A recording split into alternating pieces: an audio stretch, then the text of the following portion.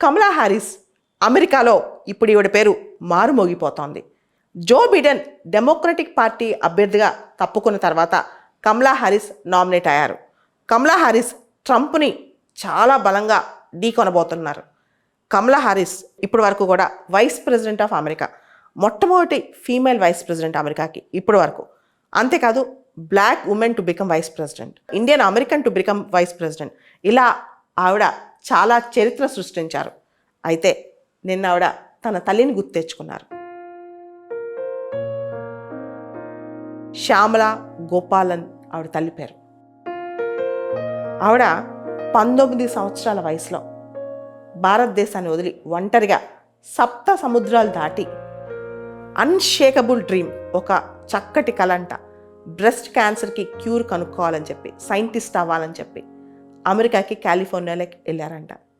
ఆ తర్వాత అమెరికాలో బాగా చదువుకుని అక్కడే పెళ్లి చేసుకున్నారంట. డొనాల్డ్ హ్యారిస్ అని చెప్పి ఒక జమైకన్ అబ్బాయిని. తర్వాత కమలా, మాయా, 2 అమ్మాయిలు పుట్టారంట వాళ్ళకి. కమలా హ్యారిస్ ఆవిడని తలుచుకున్నారు. ఈరోజు నువ్వు ఉంటే బాగుండేది, నేను చాలా మిస్ అవుతున్నానమ్మా అని చెప్పి.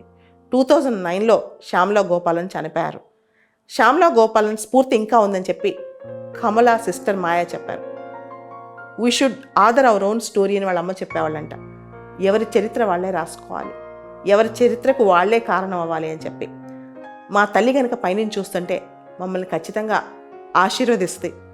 అంతేకాదు మా తల్లి ఈ మాటలని వింటుంటే, మేము ఇలా చేస్తుంటే ముందు ఆపేసి పని చేయండి అని చెప్పి ప్రోత్సహిస్తూ ఉంటుందని చెప్పి, తల్లి ఇండిపెండెంట్గా బతకమని, మన కథలు మనమే రాసుకోవాలని చెప్పి మమ్మల్ని చాలా బలంగా సెల్ఫ్ డిటర్మినేషన్తో పెంచిందని చెప్పి కమలా వాళ్ళ సిస్టర్ మాయ నిన్న పెద్ద నేషనల్ కన్వెన్షన్ జరిగింది, డెమోక్రటిక్స్ నేషనల్ కన్వెన్షన్ అనమాట. ఆ కన్వెన్షన్లో తల్లిని గుర్తు తెచ్చుకున్నారు. తల్లే తాముకి స్ఫూర్తి అని చెప్పి, ఒక మహిళగా ఆవిడ ఎంత డిటర్మైన్డ్గా ఉంది అనేది వాళ్ళకి చాలా చాలా దాన్ని స్ఫూర్తినిచ్చిందని చెప్పి, వాళ్ళని చాలా బాగా పెంచిందని చెప్పి కూడా తల్లిని గుర్తు తెచ్చుకున్నారనమాట.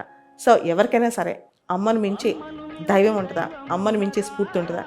ఒక తల్లి స్వతంత్రంగా పిల్లల్ని పెంచితే పిల్లలకి ఆ భావజాలం ఎలా అయినా సరే ఎంతైనా ముందుకు వెళ్ళొచ్చనే భావజాలం, ఆ ధైర్యం, ఆ దృఢ సంకల్పం వస్తాయి. అందుకనే అంటుంటారు, అమ్మను మించి దైవం ఉన్నదా, అమ్మను మించి గొప్ప శక్తి ఉందా మన జీవితంలో అని.